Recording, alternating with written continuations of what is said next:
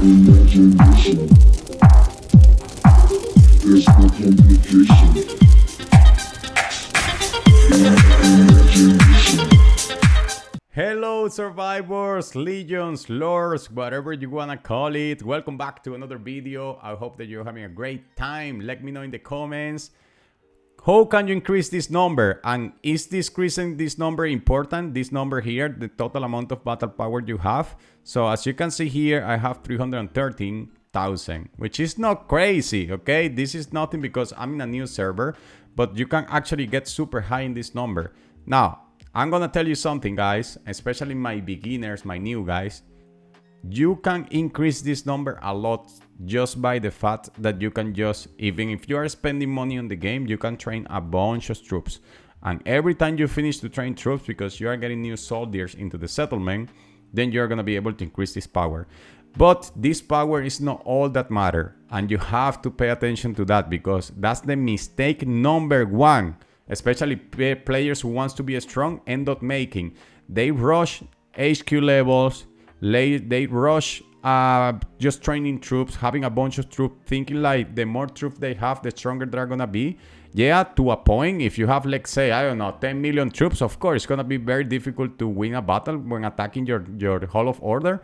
But leaving that aside, especially in the beginning, you are not gonna be able to have a bunch of troops. Even if you do, what's gonna make the difference is not the amount of BP that you have, because one more time, how can you increase your battle power? Where you upgrade your HQ, the Hall of Order, as high as you can, and you just make sure to train troops, unlock high level tier troops. For example, if you come here, you have different troops.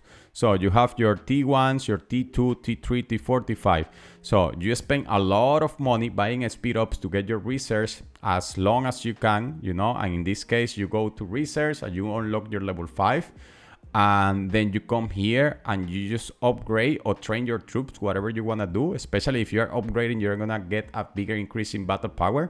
But one more time, that's not going to tell you the whole story, because the BP or the amount of troops is like a good. Let's say that let's put a real scenario. If you have 500 babies fighting against an adult, are those 500 babies gonna be able to win? Probably. I don't know. That's a good question. Are they gonna be, if they have teeth? Well, without teeth, I don't think they're gonna win. But if they have teeth and they can bite, and they are like kind of smart, are they 500 babies on the top of you? I can just be kicking around babies. Like, I think the adults still win. But well, anyways, that's the equivalent. If you have troops and BP without stats, it's the equivalent of you with like 1,000 babies fighting like 100 adults. The adults are gonna win. They might not have in numbers what you think that is gonna benefit them, but they are stronger, they are bigger, and that's what your stats do for you. So you don't wanna be the player with a bunch of babies, willing to fight with a bunch of numbers, and then those numbers are not strong. You wanna be, I don't know, you can be a combination of both. Have a bunch of strong adults fighting and just like super strong, and a bunch of them, thousands, millions of them, perfect. But most of the players are not gonna get there unless you are spending a reasonable amount of money. So what's gonna be more important for you is the stats. You can be training troops, you can be increasing your HQ, your Hall of Order, whatever you wanna call it. But you have to make sure to not neglect the stats, because, and this is another topic that we're gonna talk. I got attacked, and this is the first attack and the first ever so far. We're gonna talk about why I'm surprised with Call of Dragons and how good that is, especially for free-to-play players, beginner players.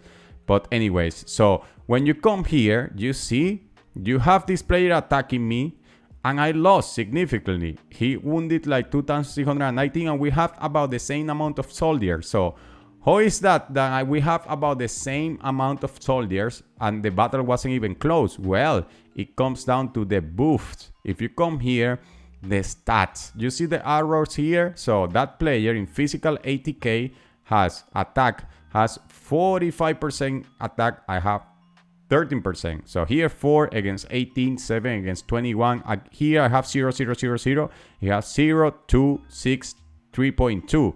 So that player have better stats, which is equivalent to the example that I was giving you. So I have a bunch of babies, and he has a bunch of adolescents.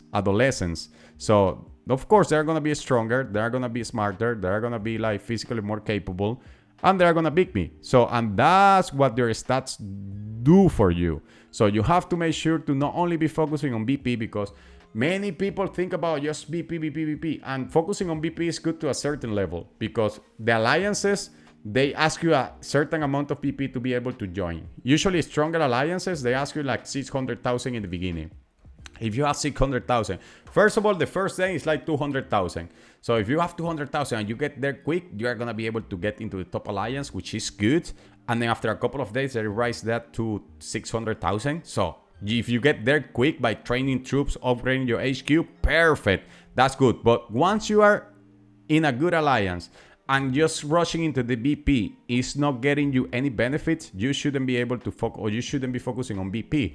You should be focusing on doing your research. You should be focusing on doing your policies, because all those are giving you stats. So if you come here to your policies, they give you just stats. You see, whether it is just like gathering, whether it is just like troop expansion, your military, whether it's just tactical, increase the damage to the Darkling Legions when you are just killing monsters. It's just giving you a lot of benefits, okay? Especially military expansion, which means that the amount of marshals you can send is higher.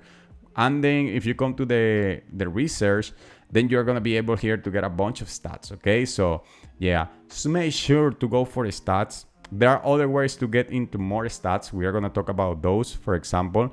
And there are other ways actually to upgrade, let's say, to increase your battle power, which is just upgrading your heroes. If you come here, you can just do the skills. You can just do the talents, skills, just upgrade the stars. I haven't done anything of that yet because I want to do it with you. And that's the other advice for the video. Don't do anything that you don't know, guys. Many people think like it's just about the number going on, and they're just like pressing talent, boom, boom, boom, boom, boom. Like experience, boom, boom, boom, boom. And they're just every single stuff they have, they just use it to go up in level. They don't care about if they are just using that on the right time. For example, if you have an event which is asking you to upgrade your, let's say, heroes, but you just did it yesterday, and of course, yesterday you used all the materials, now you don't have materials, you miss out a lot, because you could just upgrade the heroes today and get all the points you needed, but because you were in a rush to get your BP high, now you don't have a chance. So the other thing is like there are some features that you should upgrade above other ones. So you don't want to be the guy upgrading star and then not prioritizing skills, or just vice versa, just like getting here and just ignoring the other stuff. So you have a limited amount of resources that you can get. You have to make sure to invest in a smart way. So we are gonna get soon to the how can you invest those tokens, how can you upgrade the heroes, what's better skills. We are gonna get into detail into that videos, but the first takeaway is that don't focus too much in this number. In the beginning is good because alliances, especially the ones in the top 5, are gonna ask you for that to be able to get into those alliances, and you need to be in a strong alliance. That's true. In the beginning you should be via increasing HQ and troops, you are gonna be fine. You are gonna get that there quick.